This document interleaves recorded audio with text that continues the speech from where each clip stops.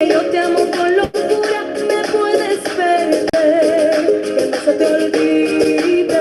Si algún día te vas, amor, sé que voy a extrañar no tenerte a mi lado, no tenerte a mi lado. Si algún día me voy, amor, sé que vas a extrañar todo lo que te he dado, todo lo que te he dado.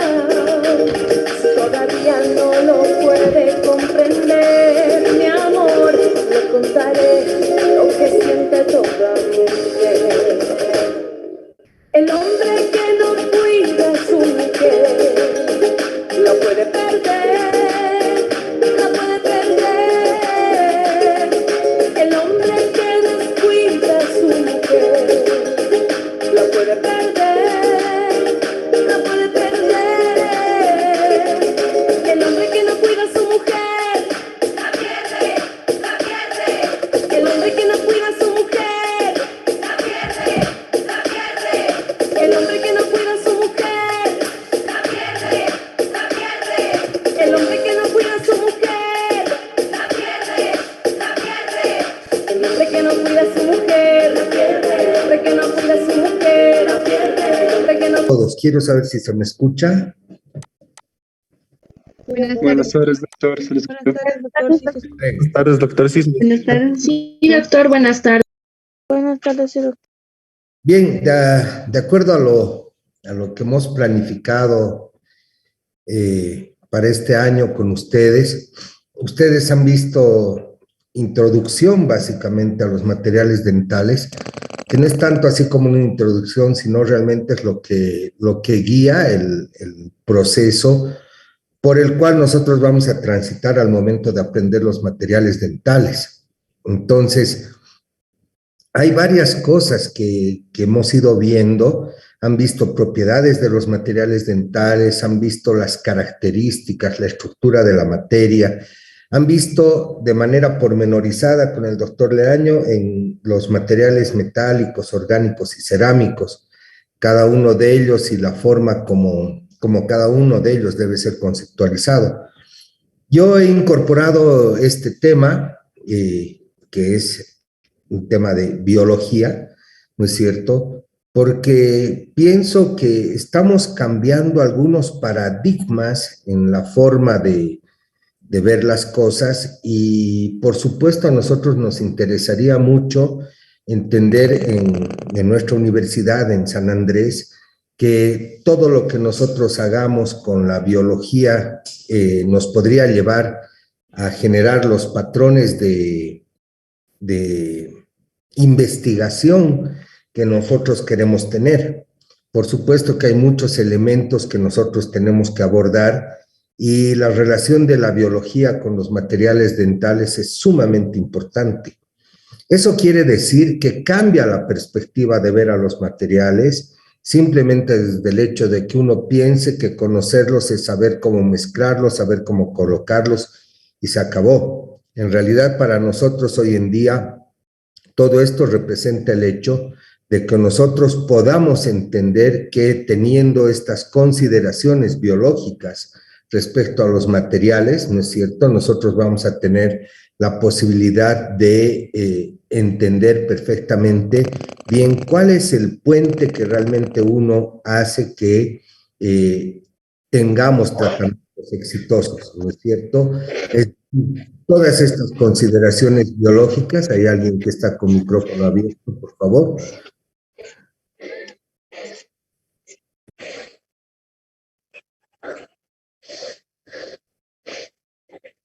¿Alguien está con su micrófono abierto?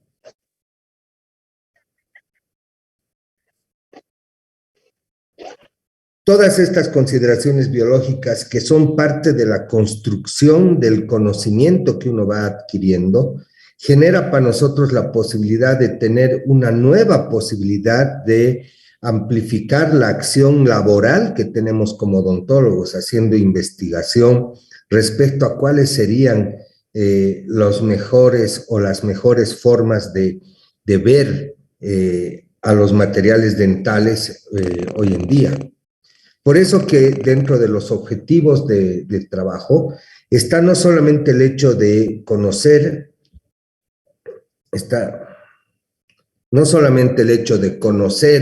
los materiales dentales disponibles, sino entender las propiedades biológicas que estos pueden tener, ¿no es cierto? Porque muchas veces nos hemos resumido a entender lo que es la aplicación clínica de los materiales, pero debemos hoy en día comprender el efecto biológico que tienen los diferentes productos que nosotros vamos a elegir para usar en nuestros pacientes.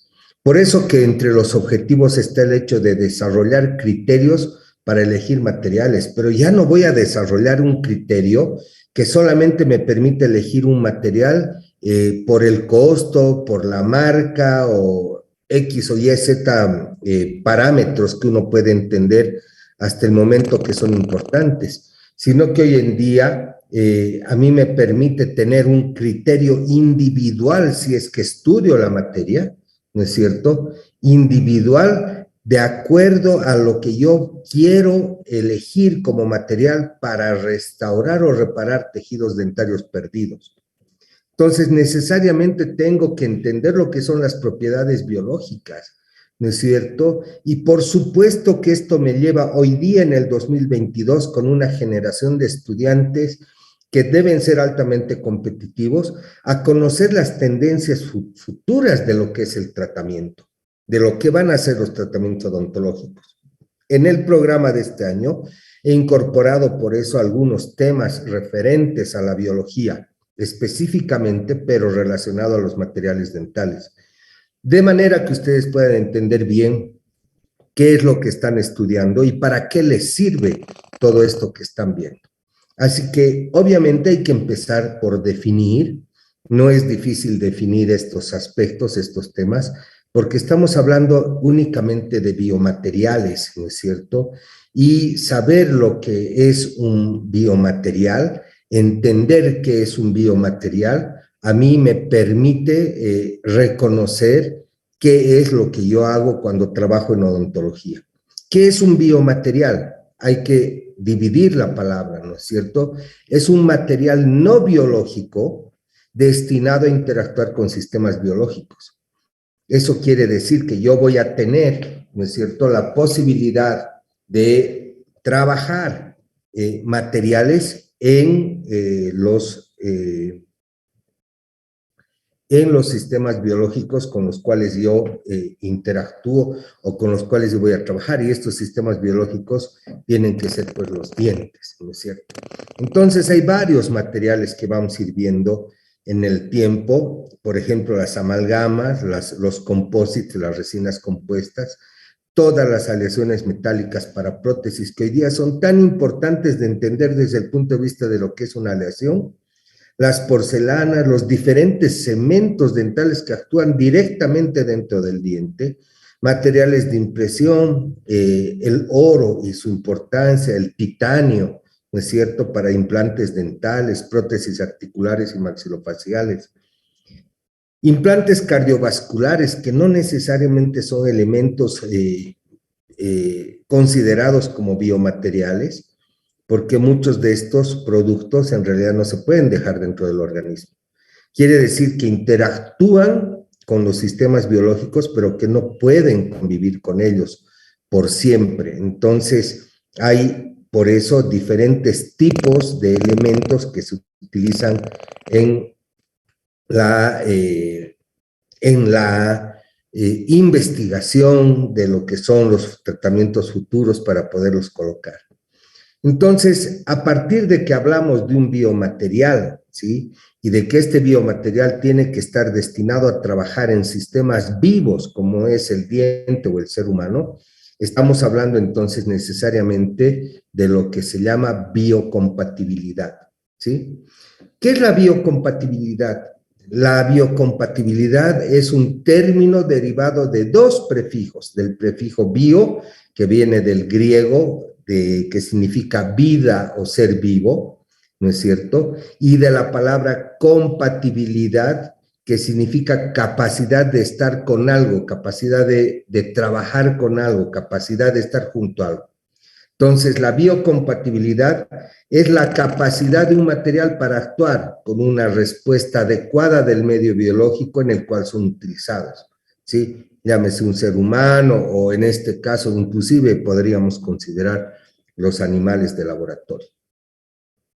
Entonces, cuando nosotros hablamos de biocompatibilidad, es cuando estos materiales inducen a una respuesta adecuada en el medio biológico. Eso quiere decir que todos los materiales que nosotros colocamos en la boca, en el organismo de nuestros pacientes, deben inducir a una respuesta no violenta del cuerpo humano. Por ejemplo, ya en la década de los 60 y quién sabe un poco antes, voy a mencionar la Segunda Guerra Mundial, donde prácticamente se desarrollan varias tecnologías en el tema de salud, especialmente en lo que es todo lo que significa prótesis, ¿no es cierto? Aparecen en la década de los 60 los implantes y obviamente los implantes son elementos que se van a colocar dentro del cuerpo humano. Entonces, la biocompatibilidad, ¿no es cierto?, es también el término que define el grado de tolerancia del material por parte de la materia viva.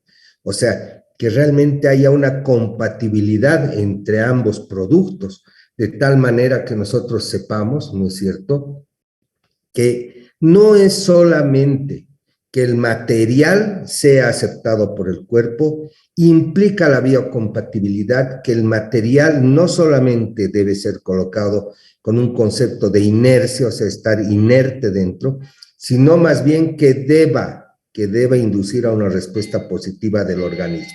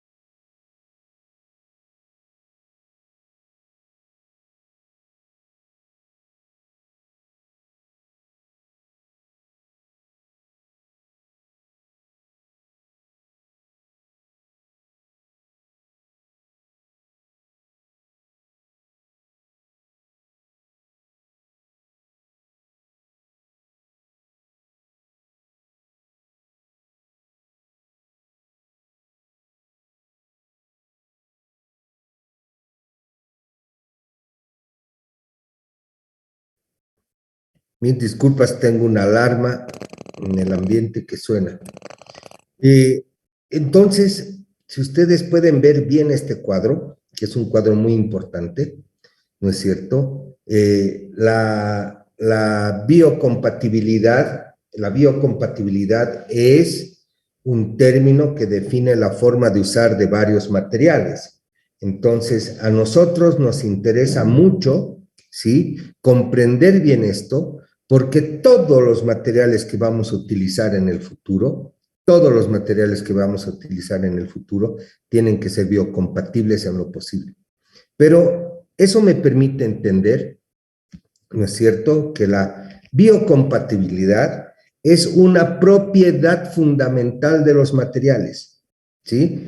La biocompatibilidad es una propiedad fundamental en un biomaterial que interviene en todo proceso de regeneración y o reparación de un tejido, ¿sí? Entonces, quiere decir esto, ¿no es cierto?, que los biomateriales, al ser compatibles, ¿sí?, van a tener la capacidad de desempeñar diferentes funciones de acuerdo a lo que desea el médico o el odontólogo en este caso.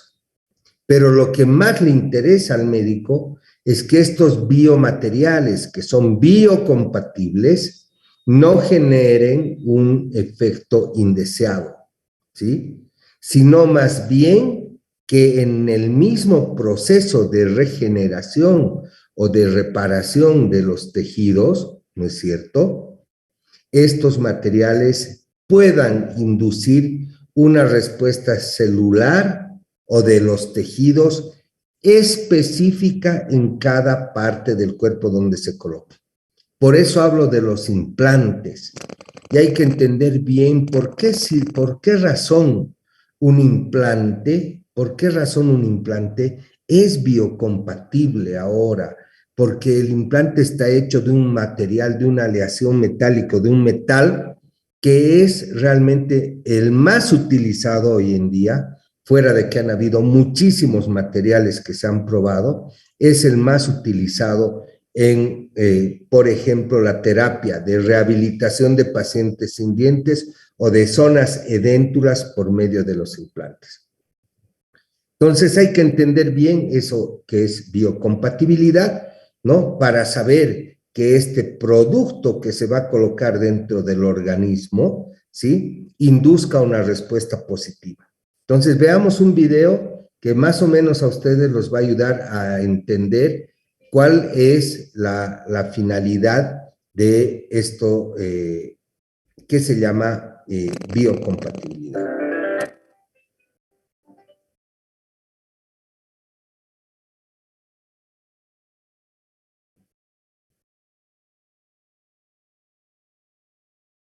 Han sido probados muchos materiales para ser utilizados como implantes dentales, pero el único aceptado de forma unánime en la actualidad es el titanio. Este metal tiene la capacidad de integrarse perfectamente en el hueso debido a una característica que no poseen otros metales. Nuestro cuerpo está diseñado para rechazar todos los elementos extraños que lo invaden. Tenemos varios métodos para detectarlos. El primero es la presencia de proteínas ajenas a nuestro organismo, que son eliminadas rápidamente. Esto nos permite defendernos de bacterias y virus, aunque también es el mecanismo responsable del rechazo a los injertos de otras personas. El segundo son las modificaciones que iones metálicos producen en nuestras proteínas, desencadenando una respuesta defensiva y una expulsión del agente metálico. Los metales, al entrar en contacto con fluidos biológicos, captan oxígeno, se oxidan y sufren un proceso de ionización. Esta oxidación produce que la capa atómica más externa de ese metal sufra cambios que alteran su unión con la siguiente capa de átomos no oxidados, por lo que se desprenden, siendo oxidada a continuación la siguiente capa de átomos y repitiéndose el proceso de liberación del metal ionizado. Estos iones son inestables y para restablecer su estabilidad se unen a proteínas del huésped, creando un complejo metal-proteína que es reconocido erróneamente por el organismo como un antígeno invasor, como una bacteria o un virus, y desencadena una reacción del sistema inmunológico para defenderse del mismo. Los linfocitos empiezan a multiplicarse para combatir al supuesto invasor. El llamado acero inoxidable, que también se oxida, se compone además de hierro de un 14% de níquel, un 18% de cromo, un 2% de manganeso y un 3% de molibdeno. Demasiados iones. Pero el titanio no hace esto. La primera capa de átomos se oxida, pero esto no altera en absoluto su fuerte unión a la segunda capa de átomos. Permanecen estables en su posición. Por tanto, ningún átomo ionizado es desprendido, y esto lo hace invisible para los sistemas de defensa biológicos. Tejidos como el hueso reparan sus heridas sin percibir al agresor y establecen con este objetivo invisible sólidos puentes de unión. Un hecho afortunado para el ser humano que permite emplear este metal para numerosos fines médicos, uno de los cuales son los implantes dentales. Por ello, el término de rechazo es erróneo, ya que el cuerpo no tiene capacidad de rechazar algo que no puede detectar.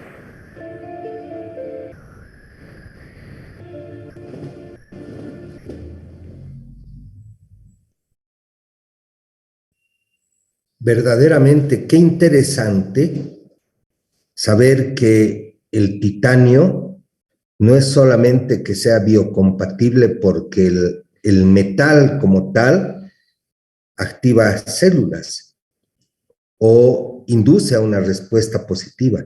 Lo importante es reconocer que el titanio como tal, como metal, no está reconocido por el cuerpo humano y por lo tanto el cuerpo humano no se defiende de este metal.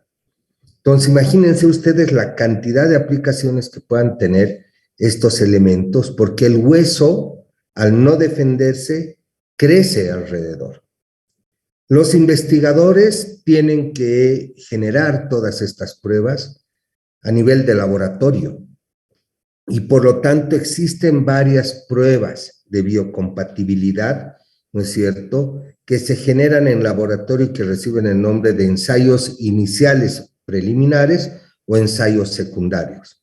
Entonces, los ensayos iniciales preliminares, ¿sí?, son ensayos in vitro, son muy útiles para una primera proyección de los efectos biológicos de una biomolécula, de un biomaterial, ¿sí?, o de cualquier material con el fin de reducir el uso de estos materiales en animales de experimentación.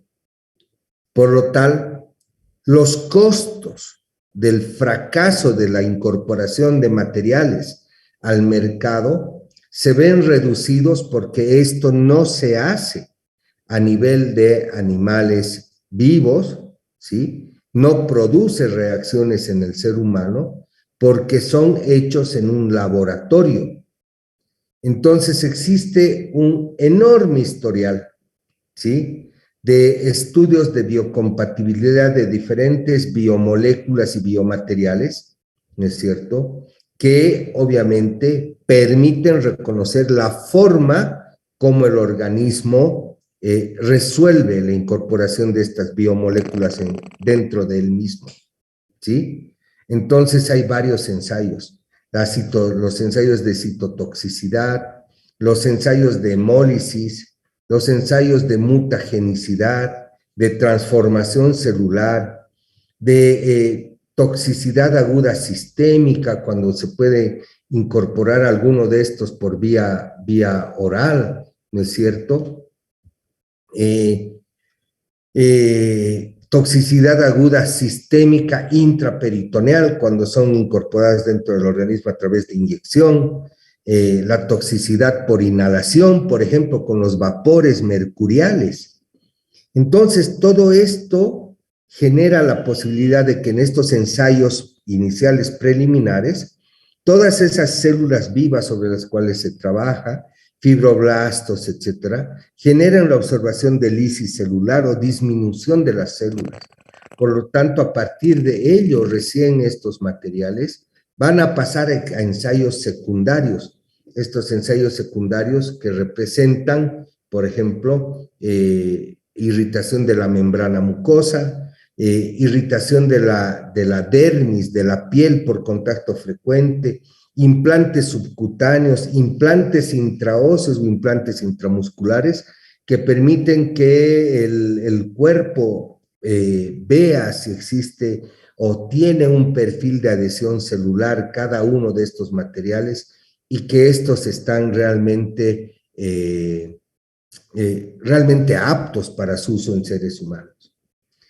Pero en todas estas pruebas de biocompatibilidad hay algunos elementos que me toca mencionar y que son muy importantes, y es el tema de los ensayos preclínicos, ¿sí? Todos estos pueden ser exámenes o ensayos de laboratorio, ensayos secundarios ya en seres vivos, o ensayos preclínicos que tienen que ver directamente con la odontología, ¿no es cierto?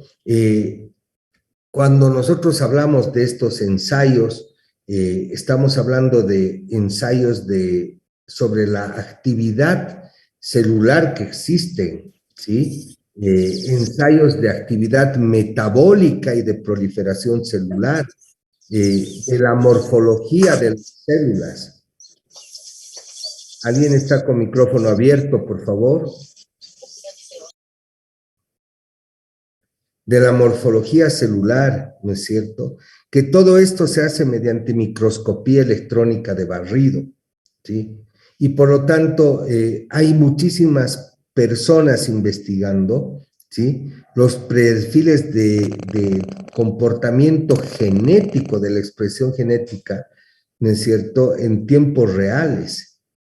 Por ejemplo, si ustedes analizan ahora con el COVID, nosotros tenemos pruebas RT-PCR, ¿no es cierto?, que son pues pruebas, ¿no es cierto?, que determinan la influencia del virus en el cuerpo humano, genera marcación sobre ellos, o sea, hay una liberación de marcadores específicos mediante inmunoensayo, ¿sí? Ensayos de actividades, ensayos de mineralización con osteoblastos, ensayos de reabsorción ósea a los osteoclastos, ensayos de curación de heridas, o sea, cómo cada uno de estos materiales va a poder de alguna manera generar la respuesta que nosotros vemos. Entonces, de ahí vienen estos ensayos preclínicos y los ensayos preclínicos pues nos permiten ver lo que ocurre en el diente y básicamente lo que ocurre en la pulpa. Si existe irritación pulpar, cuando nosotros ponemos un material, ¿qué pasa con el hueso, con el ligamento periodontal cuando hacemos uso endodóntico del material? ¿O qué pasa con los implantes dentales? ¿No es cierto? Entonces, nosotros tenemos varias pruebas, ¿no es cierto?, de cómo podría trabajarse, cómo podrían entenderse bien la actividad celular de estos productos. En histología ustedes deben haber visto varias láminas, ¿no es cierto?, histológicas de células que han sido alteradas por X o Z motivo, alteraciones biomecánicas, alteraciones por bacterias, alteraciones por elementos químicos, por los materiales que uno va colocando. Entonces, obviamente, todo esto se hace en base a cultivos celulares, ¿no es cierto? Las pruebas de biocompatibilidad tienen que ver con una alta actividad de laboratorio, con cultivos celulares, y hoy en día lo que se está hablando mucho es el tema de las células madre, ¿no es cierto? Y las células madre están pues o se las encuentra en una gran cantidad en la pulpa dentaria. Entonces, imagínense ustedes la cantidad de elementos que existen, ¿no es cierto? Y que pueden haber a través de lo que es el cultivo de estas células.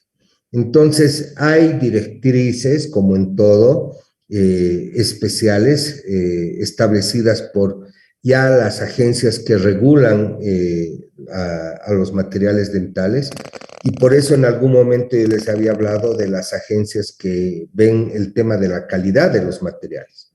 Porque si vamos a usar sobre seres humanos, quiere decir que esos materiales han tenido que pasar todas estas pruebas, ¿no es cierto? Que han habido varios tipos de pruebas. Entonces, los cultivos celulares de los que les hablaba y de las células madre, por ejemplo, son células madre mesenquimales, ¿sí? Humanas de la médula ósea, de fibroblastos gingivales, humanos, células mononucleares de la sangre, por ejemplo, ¿sí? Hay preosteoblastos, preosteoclastos, ¿no es cierto?, que pueden ser analizados en otros seres vivos, por ejemplo, en el ratón o en el mono, ¿sí?, que son animales de experimentación, y obviamente bajo la demanda de investigación nosotros podemos hacer el análisis de todo lo que nosotros tenemos como recursos para colocar dentro del organismo, ¿no es cierto? Entonces ahí ven ustedes una fotografía de un implante en el hueso, los implantes después radiográficamente y el tipo de hueso. O sea, nosotros los odontólogos trabajamos hartísimo con estos elementos, ¿no es cierto? Y por supuesto que nos ayuda mucho el entender realmente cuáles son los factores de biocompatibilidad. Entonces, ¿por qué es importante? ¿Por qué es importante saber de biocompatibilidad? porque así sabemos si el organismo acepta por completo los cuerpos artificiales que se colocan dentro de él. Por ejemplo, lo que han visto ahorita aquí en los implantes. Este implante, que es un tornillo, va a estar colocado dentro de este hueso. Este hueso tiene una actividad biológica. Esa actividad biológica no puede generar infección, inflamación permanente. El hueso tiene que crecer alrededor y ustedes se han dado cuenta que bajo esa óptica de biocompatibilidad, ¿sí? El titanio que se coloca aquí dentro es un material que se coloca porque no es detectado por el organismo como tal y por lo tanto genera una posibilidad de que este hueso crezca alrededor y retenga el material. Por eso tienen forma de tornillos o tienen diferentes formas geométricas y se colocan dentro considerando protocolos específicos, por ejemplo, como el de no aumentar la temperatura, de tener buena irrigación, etcétera, y analizamos los tipos de huesos y el tipo de implante, tamaños, etcétera. Porque nosotros sabemos que el efecto de biocompatibilidad a nosotros nos va a permitir saber si el organismo lo acepta o no. Pero eso es hablando dentro del diente. Ya sobre la pulpa, como ustedes pueden ver en estas fotografías, ¿no es cierto? Hay elementos artificiales que se colocan dentro del diente, en un diente vital. Esta fotografía de acá es la biodentina, ¿no es cierto?, que genera determinados tipos de imágenes, ¿no es cierto? Entonces, ¿qué implica esto? Que hay que cuidar al máximo la biocompatibilidad para evitar el rechazo o la aparición de patologías, ¿no es cierto? Muerte pulpar o periimplantitis, inflamación e infección del hueso alrededor del implante, que muchas veces son las causas del fracaso de nuestros tratamientos. Entonces, cuando nosotros hablemos, por ejemplo, de dentina artificial, ¿no es cierto? Vamos a hacer un análisis y un recorrido también por la biología de estos elementos para saber cuál es su comportamiento y qué es lo que utilizan. Pero es imposible determinar todo, porque tendríamos que tener laboratorios de investigación sumamente grandes. Lo que sí sabemos es que podemos nosotros determinar cuál es el potencial citotóxico, por ejemplo, de algunos materiales, ¿no es cierto? Ese potencial citotóxico, o sea, que sabemos que va a afectar al diente directamente, por ejemplo, la amalgama dental, que hoy en día ya el mercurio o por el mercurio no se utiliza amalgama dental, está prohibida hasta en la legislación boliviana, está prohibida de utilizarse en sistemas públicos o privados debido al contenido de mercurio, porque hay un consenso mundial de evitar usar el mercurio. Por eso han cambiado desde los focos, ¿sí? Los fluorescentes, los focos han cambiado a tecnología LED, porque todos ellos tenían gas de mercurio, vapores de mercurio. Entonces, todo eso contamina el medio ambiente. Pero en odontología tenemos cementos, por ejemplo, el cemento de óxido de zinc eugenol, que en base a el manejo del pH del material, puedo yo controlar si este material va a ser citotóxico o no va a ser, porque tiene un comportamiento como de un ácido. Las aleaciones metálicas que pueden tener níquel, cromo, berilio, ¿no es cierto?, que pueden ser también o tener un alto potencial citotóxico, quiere decir causar toxicidad en la célula y esa célula se va a defender. Y lo que más usamos hoy día en odontología, las resinas compuestas, ¿sí? Todas estas resinas compuestas que para nosotros implica el hecho de saber que tengo que colocar una base, un cemento, cómo la voy a controlar, cómo es su endurecimiento, cómo tengo que controlar que esta no se vuelva tóxica en base a generar grandes cadenas de polímeros. Ya van a entender ustedes qué es un monómero, qué es un polímero, pero con esta clase ustedes van a poder tener la base de saber por qué debo lograr ciertos protocolos específicos en la restauración de los dientes que no puedo obviar para no tener fracasos, ¿no es cierto? Por ejemplo, lo que pasa con las amalgamas. Las amalgamas más antiguas se tienen que exprimir, se exprime en un lienzo el mercurio que sobra. Y hoy en día tenemos dos amalgamas, las convencionales y las amalgamas de mezcla mecanizada, donde ya este fenómeno no ocurre, donde yo ya no puedo exprimir el mercurio para que salga. Ustedes saben que el mercurio es un metal líquido, ¿no es cierto?, de alto peso molecular. Entonces, este es el que es tóxico al cuerpo humano. Entonces, así hay varios elementos que me llevan a decir que para cada material que deba utilizar sobre un ser vivo, nuestra obligación profesional, nuestra obligación como estudiantes, es asegurarnos de que el material que voy a usar tiene condiciones de biocompatibilidad o de que al menos podemos controlar sus efectos negativos. Con esto quiero decir que los materiales biocompatibles pueden ser detectados, debemos saber cuáles son, así como he mostrado en una lista algunos materiales que debemos saber que no son biocompatibles, pero que tenemos posibilidades de controlar sus efectos negativos en base a usar algo que bloquee el efecto deleterio químico de estos materiales. Por eso la biología es tan, pero tan importante, ¿no es cierto? Porque obviamente a nosotros nos implica que el conocimiento biológico es el que realmente va a garantizar que sin haber cambios celulares el sistema se mantenga en salubridad. Por ejemplo, si yo tengo aquí una corona metal cerámica, pero esta corona metal cerámica ha invadido espacios biológicos que el dentista debe respetar, el cuerpo humano se va a empezar a defender porque lo reconoce como un material agresivo, ¿sí? Que es un elemento mecánico que está agrediendo la biología de la zona, y esta zona se infecta, pierde hueso, genera materia purulenta y obviamente se pierde, ¿sí? Entonces aquí tengo que saber si es la química o el efecto mecánico el que me produce una respuesta biológica negativa a mi tratamiento.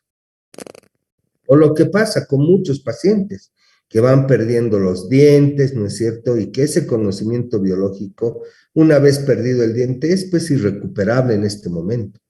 Pero obviamente el conocimiento biológico nos permite a nosotros saber que hoy en día, ¿sí? Hoy, 22 de marzo del 2022, ¿sí? Mi conocimiento biológico puede reconocer que existe un pasado de los materiales dentales del cual yo puedo ser parte, ¿no es cierto? Porque los entiendo, y esa comprensión de la forma o de dónde viene todo esto me ubica en un presente para que yo pueda visibilizar lo que viene en el futuro.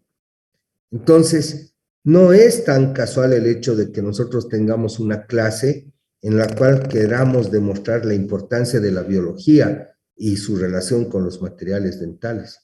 Implica el hecho de que nosotros tenemos en el futuro la posibilidad de, como odontólogos, abrir nuevas fuentes laborales, nuevos elementos de trabajo. Por ejemplo, con las células madre en dientes temporales, ¿no es cierto? Esas células madre que he dicho que están mayormente en la pulpa dentaria y que nosotros eliminábamos en las extracciones pulpa y todo, ¿no es cierto? Que ahora podemos conservar, porque quiero que sepan ustedes que existe un banco de pulpas dentales para conservar células madres dentales, ¿sí? Entonces, estas células madre, ¿no es cierto?, hoy en día dan posibilidad de curar a muchísimas personas y mucho más si es de tu propio núcleo familiar. Entonces, ¿qué son las células madre? ¿Sí? Las células madre, como demuestra la investigación, ¿sí?, se encuentran en la vanguardia de las ciencias de la salud, de la medicina, de la odontología, y obviamente es ciencia que nos ha llevado a avances tan grandes en el tratamiento de enfermedades y condiciones que se presentan en el ser humano, que antes eran considerados incurables o no tratables, ¿sí? Hoy en día podemos averiguar muchísimo más de estos elementos porque hay muchísima información sobre lo que son las células madres, ¿sí?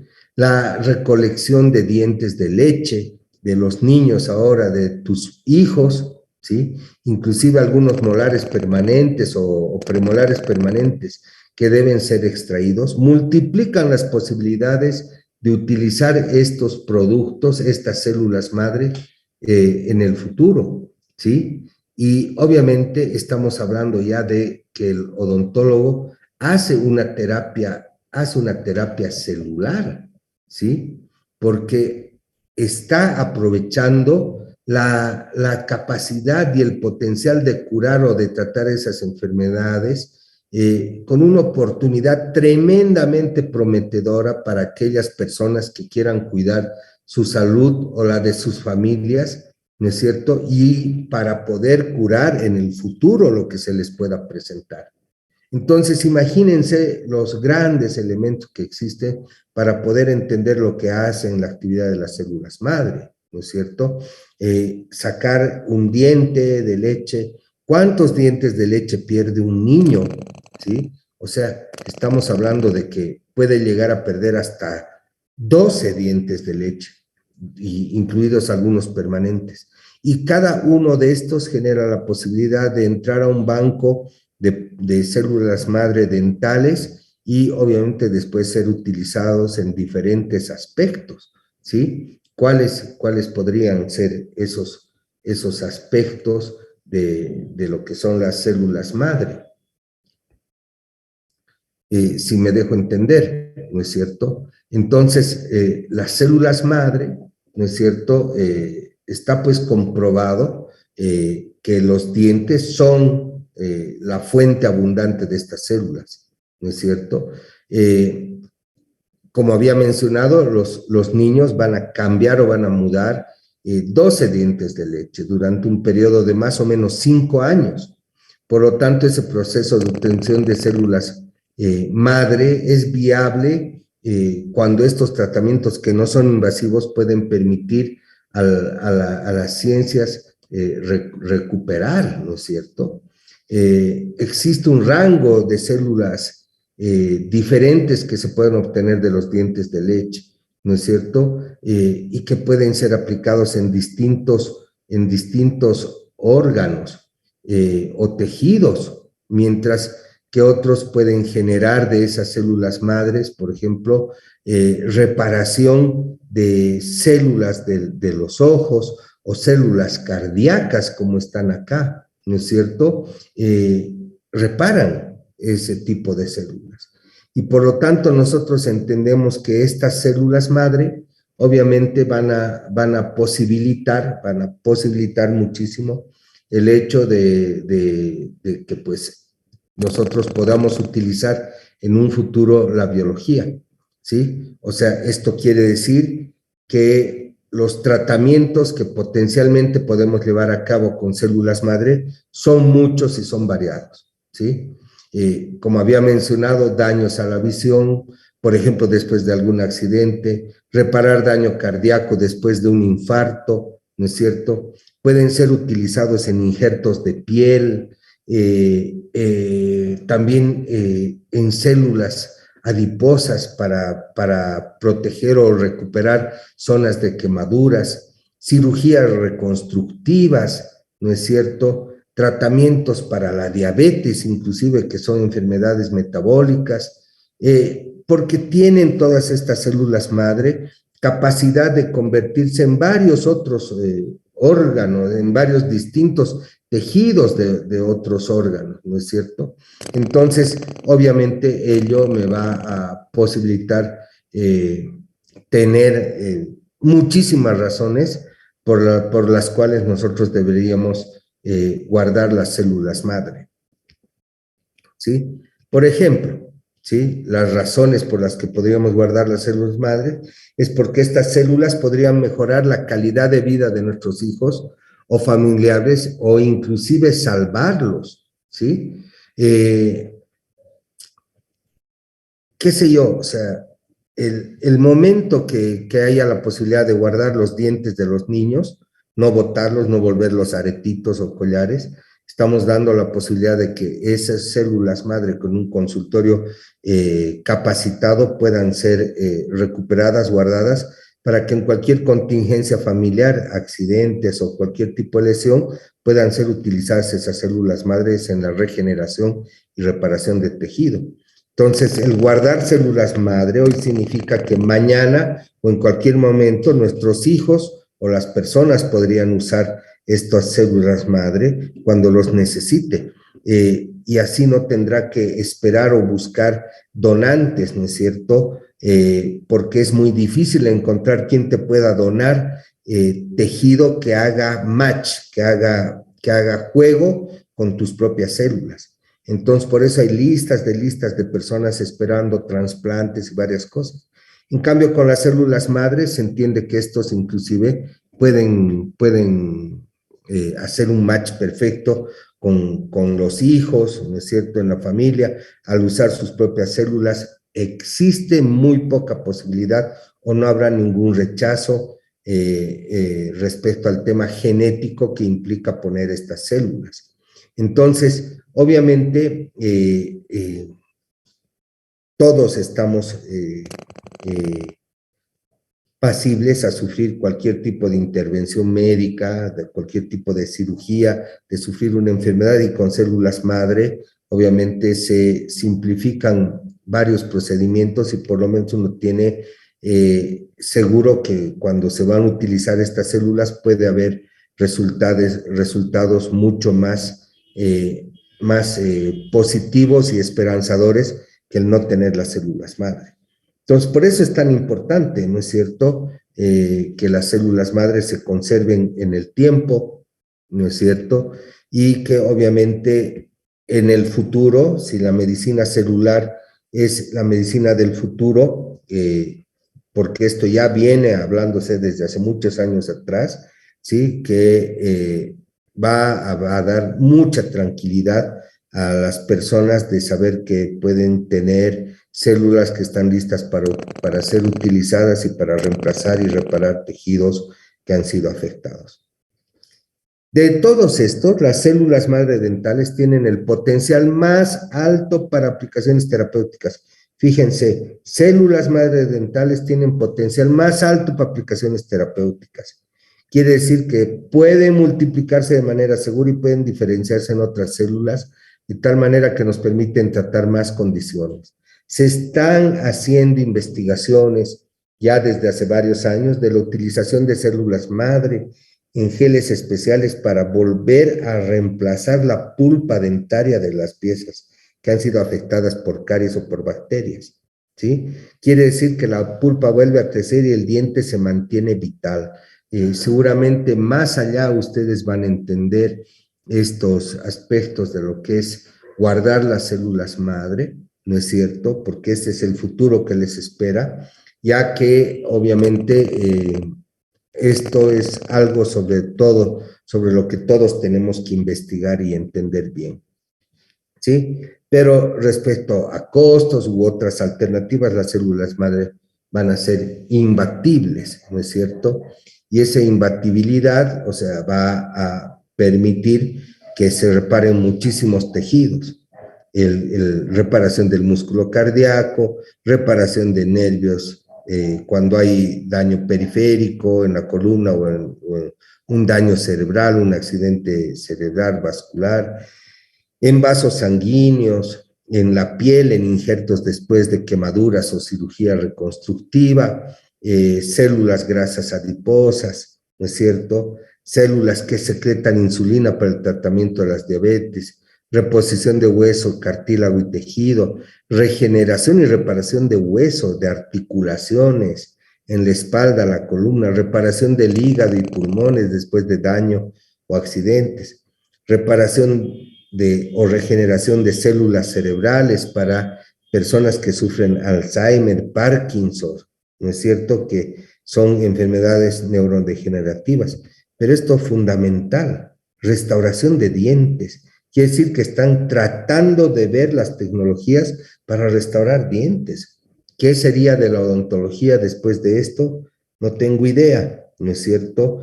Pero es simplemente el futuro al cual nosotros nos tenemos que enfrentar. Y los ojos, recuperar la visión después de accidentes. Increíble que pueda lograrse, increíble que pueda hacerse, y estamos nosotros en el camino de entender mucho mejor estos aspectos. Pero inherente a odontología, lo que nos interesa es la restauración de dientes, ¿no es cierto? Entender que estos elementos para nosotros son sumamente importantes y de que tenemos que aprender a valorar, ¿no es cierto?, a los dientes. Tenemos que aprender a valorar los dientes de leche, los dientes jóvenes, pulpas jóvenes, no extraer piezas dentarias por extraer, entender que si tuviésemos en el país la capacidad de generar un banco de células madre dentales, estaríamos en el camino de salvar a muchas personas en el futuro con enfermedades diversas. Hay muchísimas cosas que podríamos hablar todavía, ¿no es cierto?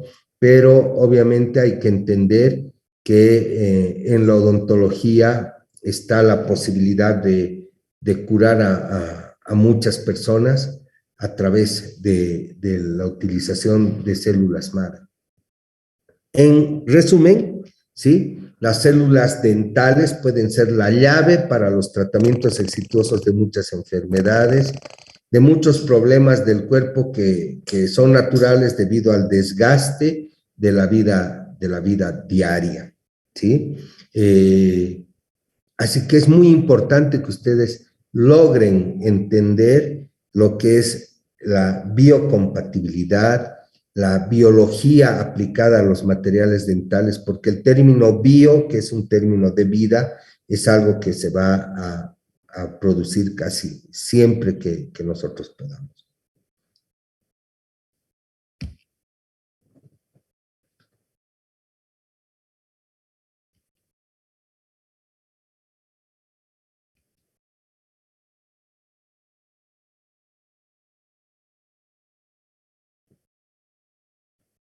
Cinco minutos de descanso, por favor.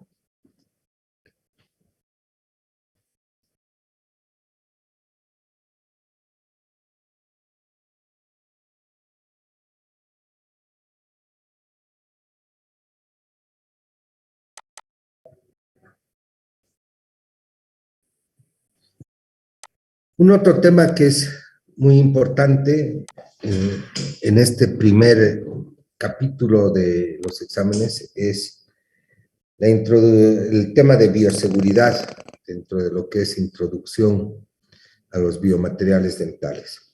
Así que espero atiendan bien, porque luego de que termine la exposición vamos a hacer una ronda de preguntas y de respuestas.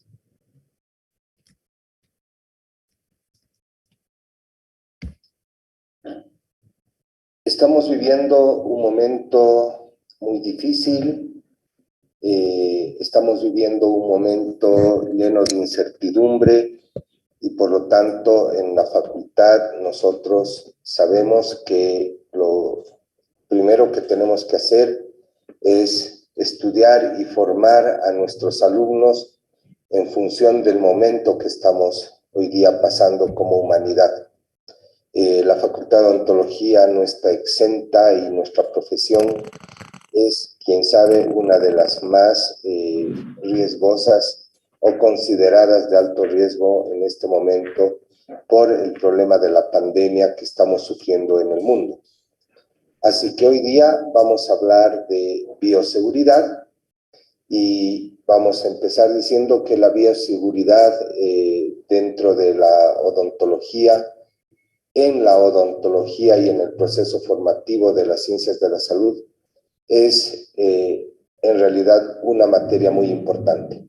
Como yo comentaba, La odontología dentro del marco de las ciencias de la salud es considerada una profesión de alto riesgo por las características de los actos que diariamente tiene que afrontar nuestra profesión. Es decir, nosotros estamos en interacción permanente con todos los pacientes que nos visitan.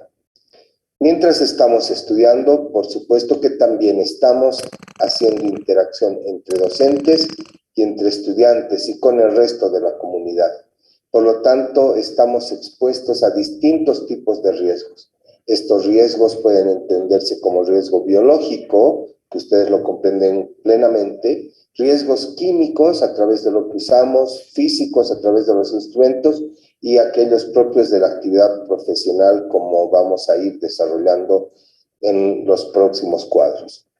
El riesgo biológico es uno de los más importantes por el contacto directo o indirecto con los fluidos corporales. Nosotros en materiales dentales prácticamente no tenemos esto, pero en la profesión, quienes trabajan en áreas de quirófano, por ejemplo, están permanentemente en contacto con fluidos corporales. Flúor, que viene de la boca del paciente, saliva, sangre, etc. Y por lo tanto, el equipo y las superficies pueden contaminarse de alguna forma.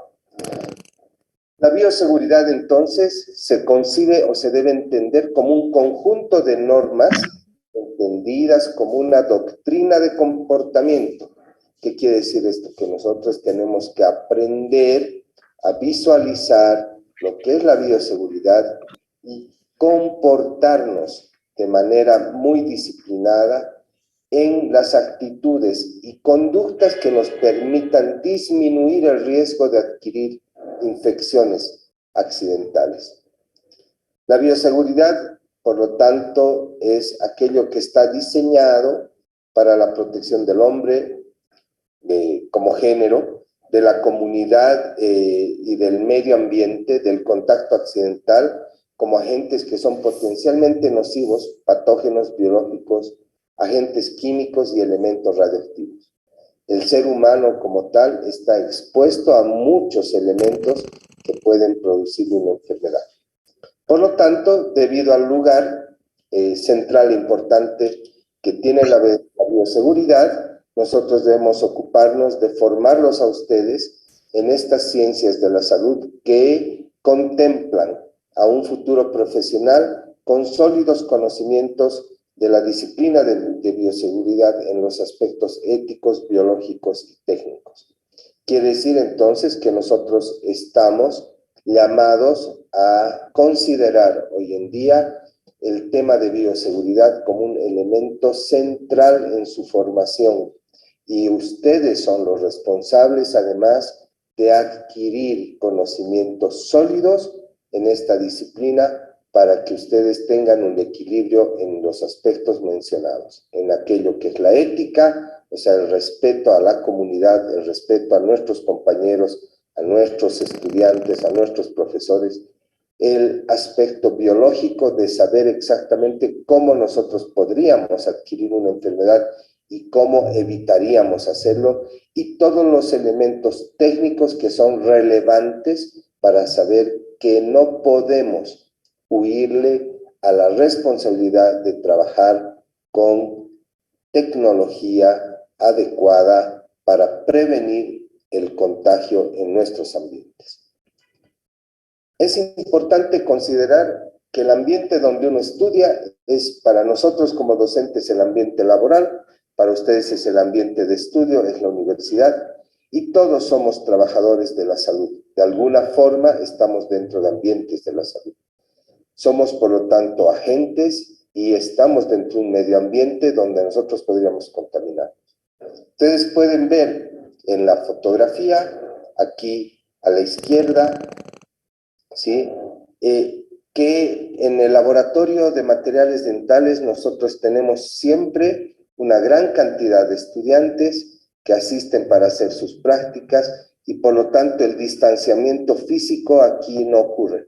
Lo mismo en nuestras aulas donde nosotros, por ejemplo, tenemos gran asistencia de estudiantes en materiales dentales y obviamente ustedes comprenderán que también es un riesgo tener una aula con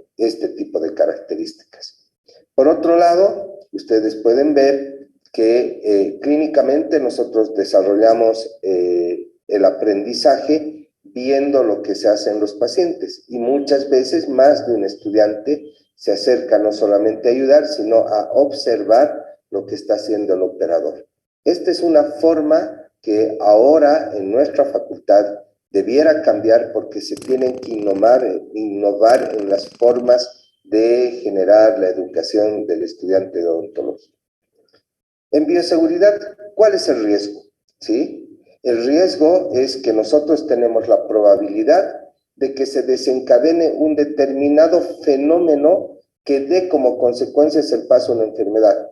Esto puede ser accidental o no. Por lo tanto, nosotros estamos hablando de que cuando nosotros tenemos riesgo, tenemos peligros de los cuales nos debemos ocupar, porque pueden existir condiciones inseguras para el trabajo, de las cuales nos tenemos que ocupar, que llevarían a que se cometan actos inseguros, y entre ellos el hacinamiento es uno de los principales que tenemos que analizar.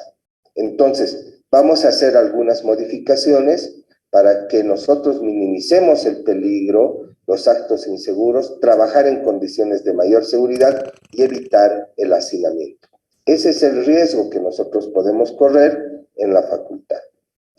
El agente es el elemento físico, químico, biológico, ergonómico o psicosocial que por cualquier motivo presente o ausente en el ambiente donde estudiamos o trabajamos pueda afectarnos a la salud, a nuestra integridad y finalmente a la vida de quienes frecuentamos el lugar.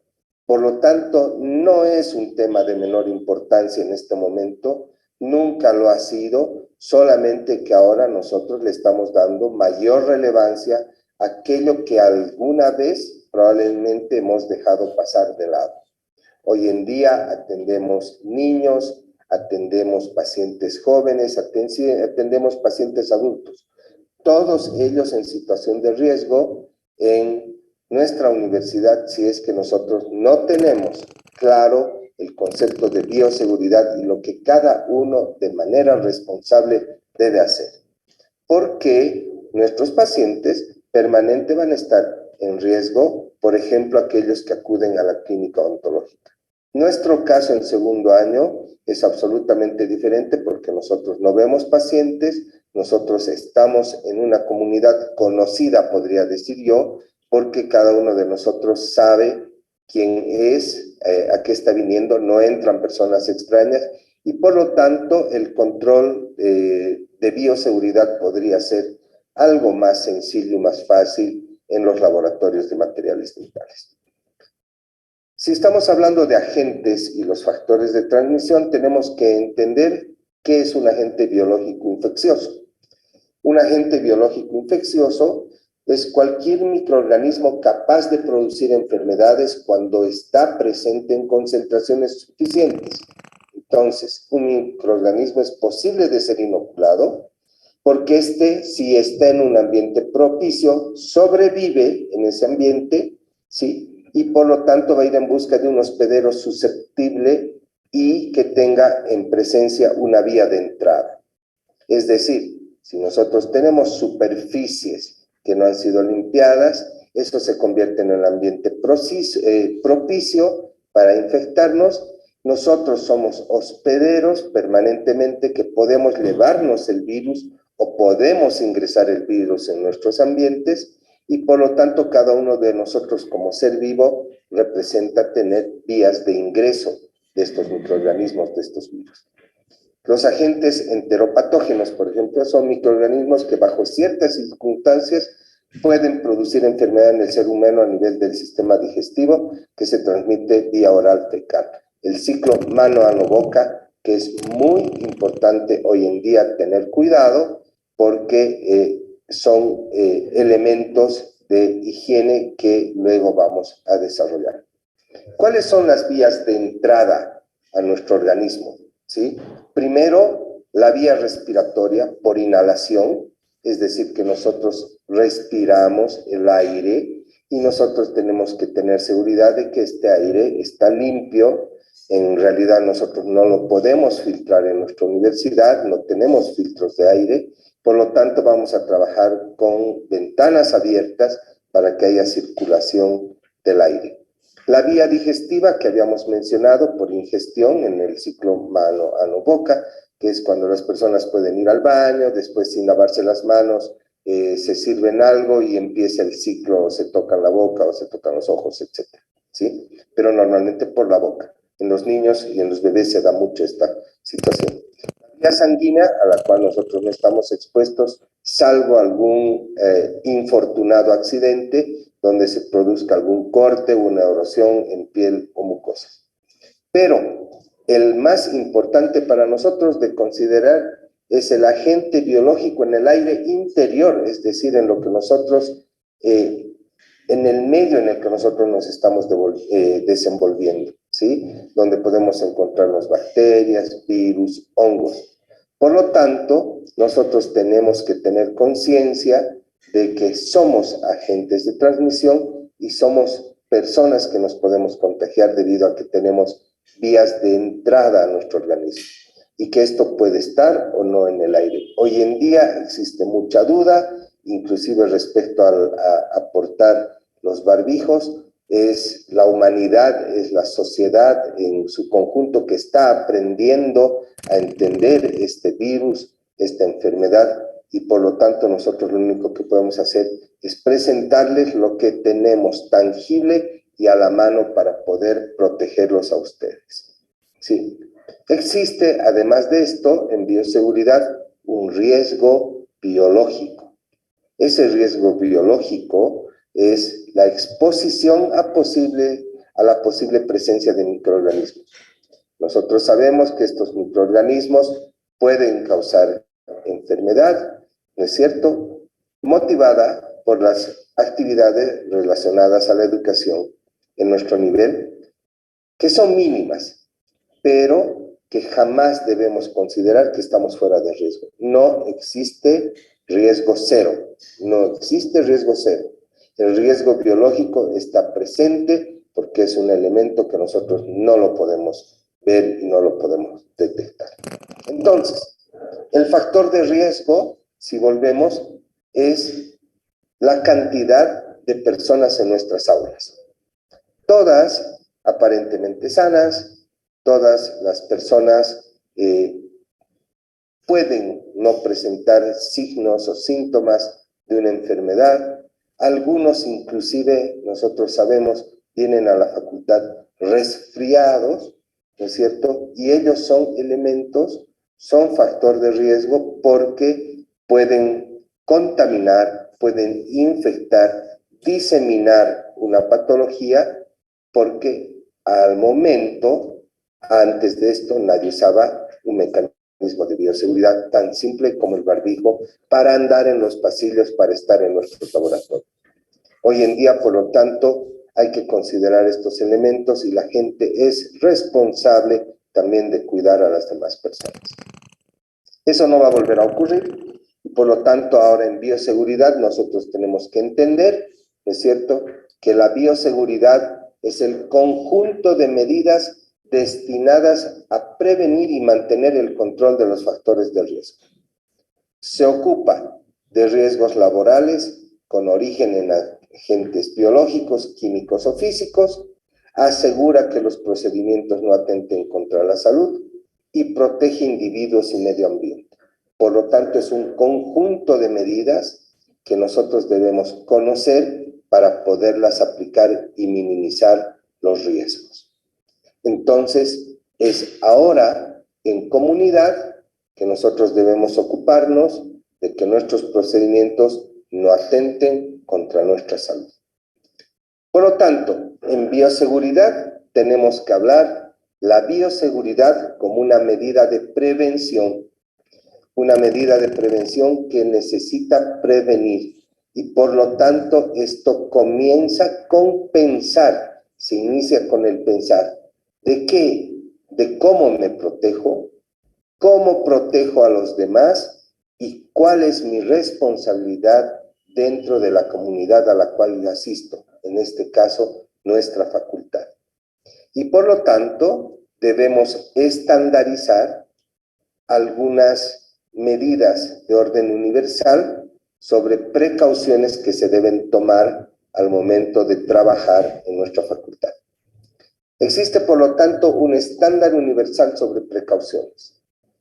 Y ese estándar universal sobre precauciones significa, ¿sí?, el conjunto de técnicas y procedimientos destinados a proteger a las personas que frecuentan centros de salud o instituciones dedicadas a ello.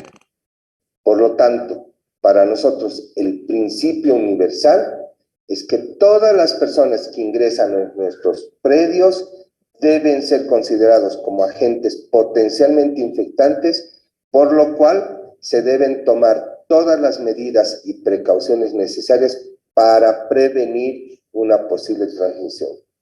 Por eso se habla de personas infectadas asintomáticas. Y por lo tanto, si nosotros consideramos todo lo anteriormente expuesto en bioseguridad, lo que nos lleva a tener mecanismos seguros de trabajo es la prevención de la diseminación de estas enfermedades. ¿Cuáles son los puntos que podrían prevenir? Por ejemplo, la vacunación. En odontología, la vacuna contra la hepatitis B es obligatoria, pues en varios momentos de nuestra profesión o de nuestra formación tenemos contacto directo o indirecto con sangre y otros fluidos o aerosoles de los pacientes. Otras vacunas que están recomendadas en el medio laboral son la vacuna de la influenza, del tétanos, la triple viral, sarampión, rubiola, parotiditis, que son enfermedades que el odontólogo puede adquirir a través del trabajo con sus pacientes. Sobre COVID-19 no tenemos al momento ninguna vacuna y por lo tanto lo único que nosotros tenemos es la posibilidad de cuidarnos de manera personal. Es una responsabilidad personal el cuidarse, a la vez que es una responsabilidad de salud pública, una responsabilidad comunitaria, porque todos debemos proteger al resto para estar protegidos nosotros mismos. Dentro de estos elementos de bioseguridad, entonces está la vacunación, de la cual nosotros sabemos que hoy día no tenemos posibilidad de contar con una vacuna contra COVID-19 y que por lo tanto es nuestra responsabilidad. Las normas de higiene personal, por ejemplo, cubrir heridas o lesiones en las manos con apósitos impermeables, muy bien cubiertas. Muchas personas pueden lastimarse antes de entrar a un laboratorio, antes de venir a la facultad. Los hombres, por ejemplo, que se afeitan o algunos que tienen necesidad de afeitarse se pueden cortar, generar micro áreas abiertas que uno a veces no las puede ver y que significan elementos de vías de ingreso a nuestro organismo. ¿Sí? El afeitarse, el cortarse, el lastimarse, generar erosiones. Si la herida es importante, el alumno o el docente debe evitar asistir donde exista concentración de personas, porque está en alto riesgo. ¿Debido a qué? A que nosotros estamos con un enemigo invisible. Del coronavirus nosotros tenemos solamente imágenes. Nosotros sabemos que no es un bichito que está en el aire. Nosotros sabemos que es una partícula que necesita de un ser vivo para poder activarse. Y como nosotros no vemos al virus, como nosotros sabemos que es un enemigo invisible, nos confiamos, no creemos o definitivamente no sabemos cómo responder a estos elementos. Lo cual a todos nos ha de provocar algún nivel de estrés, porque sabemos que si una persona se infecta, el camino final puede ser la muerte. Entonces estamos hablando de elementos que están en nuestras manos, que hay bacterias, hay virus, hay todo tipo de microorganismos en nuestras manos que se apoyan al entrar a un medio de transporte, que se apoyan en una reja, en una puerta, en la pared, que puede estar en muchos lugares. Nosotros no tenemos seguridad de qué zonas pueden estar infectadas y por eso, en algunos casos, se ha pedido el uso de guantes, que hoy día se determina que puede limitarse solamente con un protocolo sencillo. Ese protocolo es el de lavado de manos, ¿sí? Entonces ya ustedes saben cómo se lavan las manos, los índices entre los dedos, el pulgar, etcétera, y que lo más importante es que lavar las manos no es mojarlas. Hoy día se tiene que trabajar generando espuma y lavando con un detergente, con un jabón, las manos durante más o menos 60 segundos, sin olvidar las muñecas y entre los dedos en tan solo 10 pasos que ustedes deben cumplir. Esto permite transformar vidas, construir un mejor escenario para poder trabajar, porque tendríamos con un acto tan sencillo la posibilidad de cuidarlos. Pero entramos a otro elemento, a los equipos de protección. El odontólogo usa de manera rutinaria elementos de protección, especialmente en áreas clínicas o quirófano. Quiero decir que nosotros como dentistas, quienes trabajamos en la práctica privada, en la pública, en nuestra universidad, nunca hemos dejado de trabajar sin protección, solo que esta protección estaba limitada al uso de guantes y al uso de barbijo. Por la contingencia actual, el mecanismo de bioseguridad sugerido en el laboratorio de materiales dentales es el siguiente: uso de guantes, uso de mascarillas o barbijos, en algún caso probablemente el uso de una máscara facial y no necesariamente portar un mameluco o un overol de protección.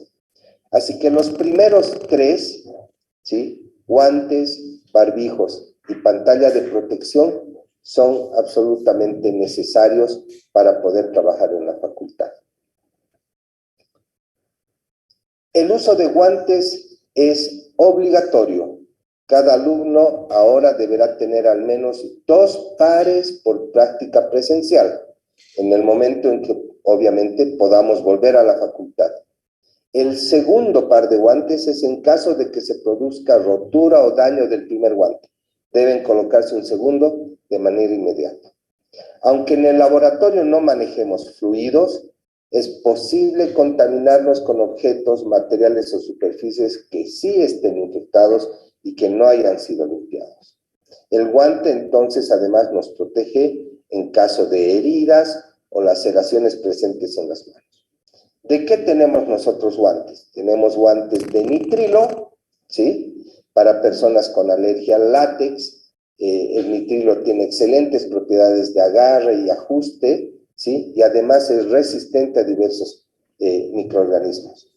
El látex viene en guantes que no son estériles, ¿sí?, tiene una mejor sensibilidad al tacto, son resistentes al agua, algunos ácidos y álcalis, y por lo tanto resistentes al desgarro, porque son mucho más elásticos.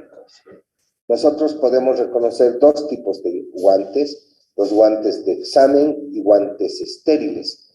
Los segundos permiten el manejo seguro de instrumental, son también muy resistentes, tienen una excelente sensibilidad táctil y está probado para trabajar con grupos alérgenos.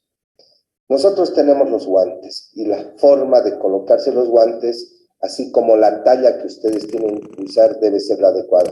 El guante debe calzar perfectamente en la mano, es decir, no es adecuado que una persona que tenga una mano pequeña se ponga un guante M o un guante L.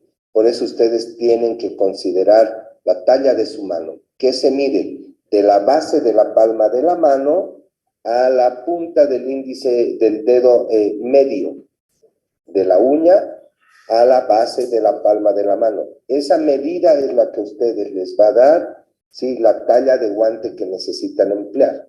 Ahora, para un poco hacerlo más simplificado, se usan tallas XS, S, M y L. Por lo tanto, las personas tienen que usar un guante de medida adecuada.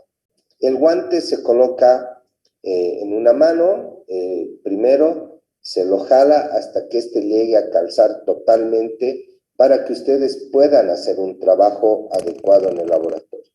Y al momento de quitarse es la vía inversa, se lo elimina de la parte de atrás y un guante entra dentro del otro, se lo tiene que cerrar y deben ustedes llevar una bolsita plástica para desechar sus guantes. No es posible que nosotros dejemos los guantes en los habitáculos, en los basureros de la facultad, por razones de higiene que es muy fácil de identificar. Cada uno se lleva una bolsita donde va a desechar después sus guantes. Dentro de los equipos de protección está el uso de los barbijos, mascarillas o cubrebocas. Creemos que esta es la mejor alternativa de protección respiratoria. Son de uso común, evitan la contaminación por diseminación de flúor, salpicaduras y evita la transmisión de enfermedades por vía aérea como la tuberculosis o por gotas que pueden provocar meningitis o bajo el riesgo de aerosoles. Los cubrebocas deberían tener 3 capas de aislamiento y estar fabricados en tejidos exentos de fibra de vidrio. Algunos de ellos llevan filtros de carbón, poseen elásticos redondeados y un adaptador de nariz incorporado que debe brindar excelente ajuste y ser cómodo de usar. Lo importante de un barbijo o de una mascarilla es que éste pueda provocar el cierre o genere el cierre periférico para que no haya vía de ingreso hacia la nariz o hacia la boca. Existen otras mascarillas, ¿no es cierto?, que hoy día se han puesto a la venta, que tienen diseño, tienen logotipos, son telitas. Yo sugeriría no gastar tanto dinero en esto, sino comprarse realmente un elemento de protección aérea que sea un barbijo adecuado y que se responda a utilizarse. Por ejemplo, las mascarillas FFP3 o las N95 con válvulas, porque estas permiten proteger contra el polvo, aerosoles tóxicos y contaminantes nocivos, inclusive patógenos cancerígenos y radioactivos. Protegen además contra bacterias, virus, esporas y hongos. ¿Qué es importante de todos estos elementos? Entender que los barbijos no pueden ni deben ser desinfectados. Estos barbijos, especialmente estos, el N95, si ustedes lo pueden conseguir, es un barbijo que solamente se debe proteger por temperatura medioambiental. Una vez que ha sido utilizado, se debe colocar dentro de una bolsa de papel y se puede dejar al sol para que esté listo para usarse al día siguiente, estando seco. Muchas personas le han echado lisoform, le han echado bactericidas en spray a sus barbijos y eso definitivamente lo deteriora tremendamente. Luego vamos a considerar el hecho de que todos puedan conseguirse un barbijo normal, un barbijo común, y con ese barbijo nosotros tener la posibilidad de trabajar adecuadamente. Respecto a los equipos de protección, también tenemos lo que es la protección ocular. Y en protección ocular y facial es extremadamente importante su uso en el laboratorio, porque nos es útil en cualquiera de los procedimientos. Hay diferentes tipos de lentes que tienen que ser ergonómicos, resistentes a rayaduras, livianos, estables y deben tener protección ultravioleta al 100%. Van a encontrar ustedes varios tipos de lentes de esta forma que se los coloca por encima. Estos otros que tienen una barrera siliconada, así, son como los Googles para natación, pero la diferencia es que estos tienen válvulas arriba y abajo, en la parte inferior y en la parte superior del lente. Estos tienen una banda elástica, esto se coloca sobre las cejas, sobre el arco superciliar, y se acomoda con esta banda elástica y se presiona contra la cara, generando, por ser silicona flexible, un sellado especial en la cara del paciente. Esto, más un barbijo, serían elementos absolutamente necesarios, o cualquiera de estos tipos de lentes. Lo importante es que los lentes sean resistentes a la niebla o al empañamiento, es decir, que no se nos empañen con facilidad, porque eso ya no nos permitiría ver y seguir los procedimientos adecuadamente.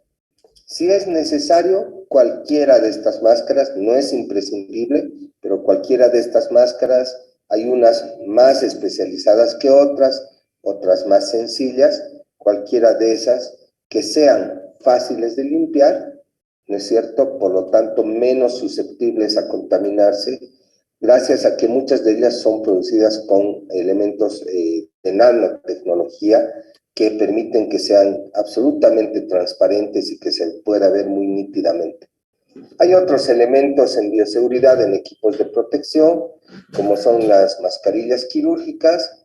Unas vienen con un elemento integrado por delante de la cara y encima del barbijo, que es para protección de salpicaduras, ¿no es cierto? Y para la protección de los ojos por ese contacto que puede existir con exudados o con sangre durante los procedimientos de lavado.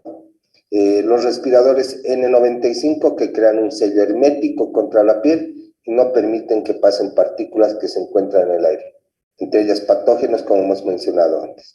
La designación N95 indica que el respirador filtra al menos el 95% de las partículas que se encuentran en el aire. Pero el odontólogo ha generado y se ha ideado varias formas de protección.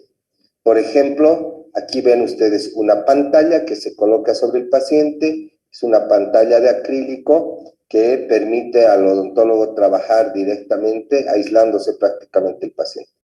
El problema de esto es que esto no evita el flúor, o sea, ese vapor húmedo que sale de la boca del paciente o aquel elemento que sale de las turbinas de alta velocidad en forma de micropartículas de microgotas. Esencial de esto es que elimina prácticamente la diseminación de ese flúor, pero que a nosotros también en algún momento nos va a quitar visibilidad, hay que levantar esto y volver a limpiar.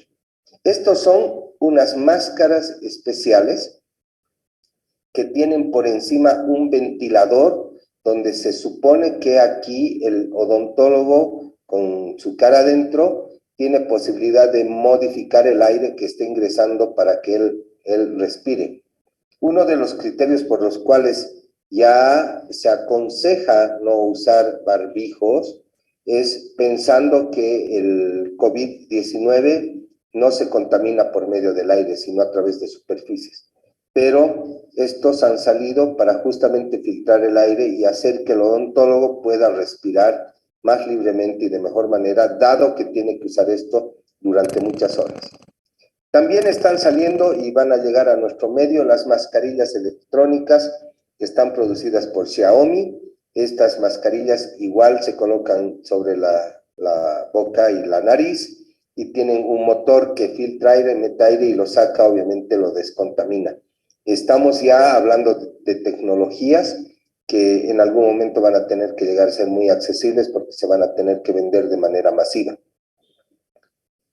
Y dentro de los equipos de protección, los odontólogos tenemos que saber que tenemos que protegernos de ese flúor, de esas micropartículas, de esas microgotas, porque nosotros sabemos que el virus puede ser potencialmente patógeno a través de esas gotitas. El virus está considerado una partícula que puede estar en las superficies, en algunos momentos en suspensión en el aire, pero que básicamente en el odontólogo, como hay fuerza hidrodinámica, porque las turbinas botan agua y aire a presión y estas rebotan en las superficies de la boca hacia afuera, esto se puede diseminar como en un estornudo a más o menos 2 o 3 metros de distancia y quedar en suspensión en el aire. Por eso es importante generar elementos de protección.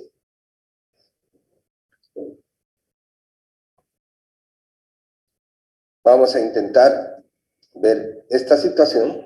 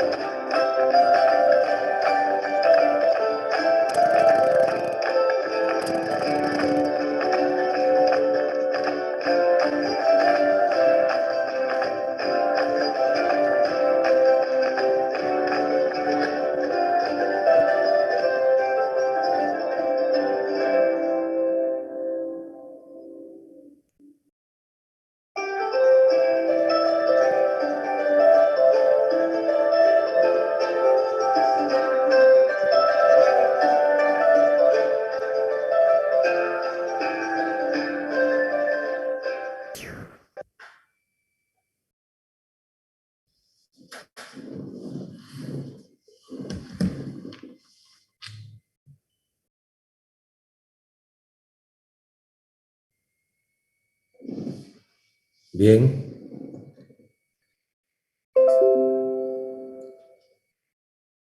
Espero que hayan podido entender el video.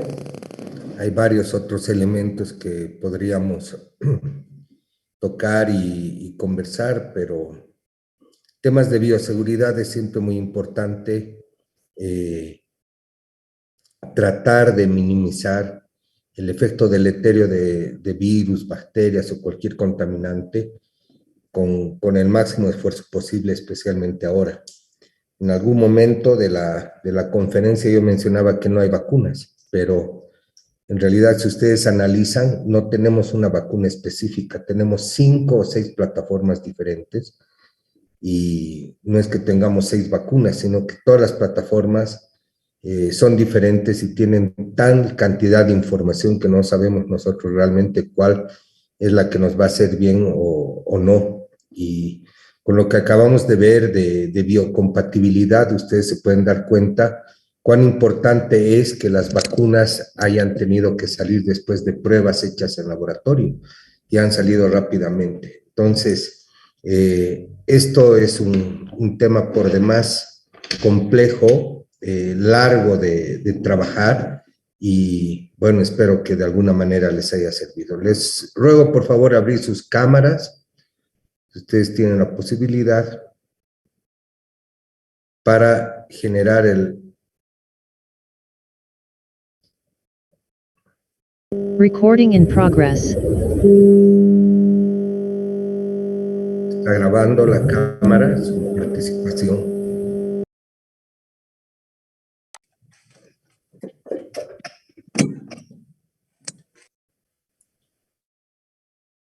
Valeria Alvarado, Paulo Paye. Buenas tardes, doctor. Pueden abrir sus cámaras, por favor.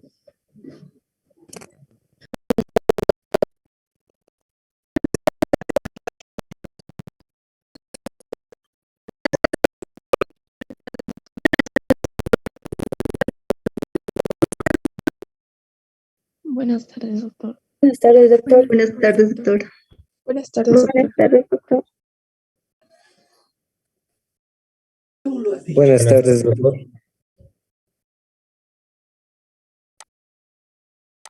Hola, buenas tardes. Eric Peñasco, Rebeca, estoy con sus techos únicamente.